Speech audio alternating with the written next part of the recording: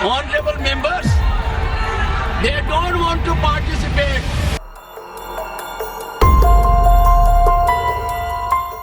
मैं कलाकार हूँ, बॉडी लैंग्वेज समझती हूँ, एक्सप्रेशन समझती हूँ।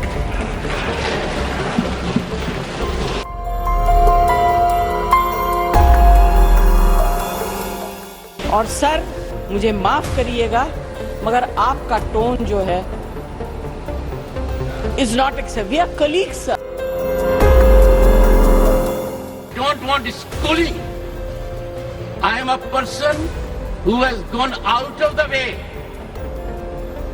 And you say my tone? No, sit down to you. No, don't applaud now. No, enough of it. Enough of it.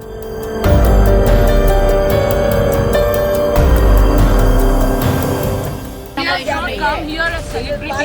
She has come here as an elected MP. And also she comes with a vast experience and she has more parliamentary experience, and I beg to differ from what the Vice President said. She comes with vast more experience. Jagdeep Dhankhar Jaya Bachchan இடையே கருத்து மோதல் நடந்தது என்ன?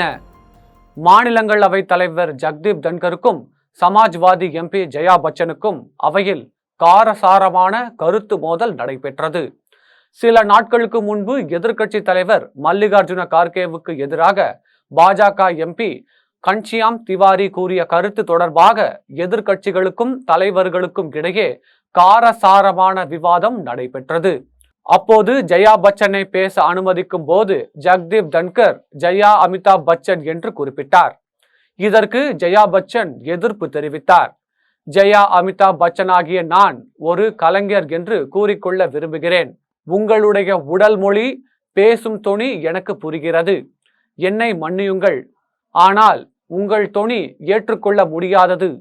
நீங்கள் அந்த நாற்காலியில் அமர்ந்திருக்கலாம், ஆனால் நாமெல்லாம் சக ஊழியர்கள் என்று பேசிக்கொண்டிருக்கும் போதே நீங்கள் பேசியது போதும், அமருங்கள் என்று ஜக்தீப் தன்கர் கூறினார்.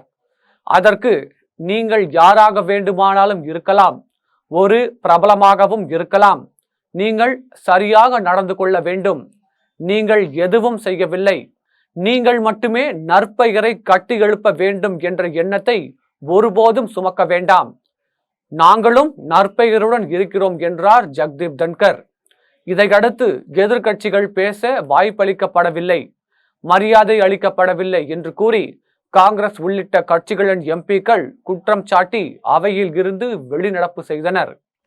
பின்னர் நாடாளுமன்ற வளாகத்தில் செய்தியாளர்களுடன் பேசிய ஜெயா பச்சன் அவை தலைவர் பேசிய தொனிக்கு ஆட்சேபனை தெரிவித்தார். நாங்கள் பள்ளி குழந்தைகள் அல்ல, எங்களில் சிலர் அவரை விட மூத்தவர்கள்.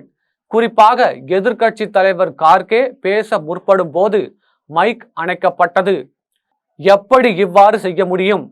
அவை தலைவர் அவரிடம் நடந்து கொண்ட விதம் வருத்தத்துக்குரியது.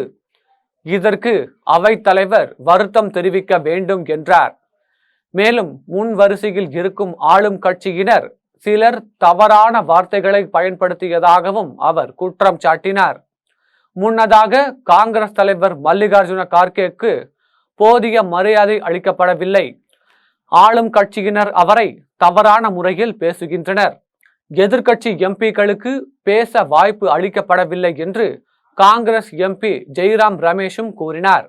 நேற்று வினேஷ் போகத் தகுதி நீக்கம் குறித்து விவாதிக்க மறுத்ததால் எதிர்க்கட்சி எம்பிக்கள் அவை வெளிநடப்பு செய்தனர். Congress MP Jairam Ramesh, Trinamool Congress MP Derek O'Brien ஆகியோருடன் ஏற்பட்ட கருத்து மோதலில் அவையில் தனக்கு போதிய ஆதரவு இல்லை என்று கூறி அவை தலைவர் ஜக்தீப் தன்கரும் சிறிது நேரம் அவையில் இருந்து வெளியேறினார். இதற்கிடையில் வருகிற திங்கட்கிழமை வரை கூட்டத்தொடர் நடைபெறவிருந்த நிலையில் இரு அவைகளும் முன்கூட்டியே தேதி குறிப்பிடப்படாமல் ஒத்திவைக்கப்பட்டுள்ளது.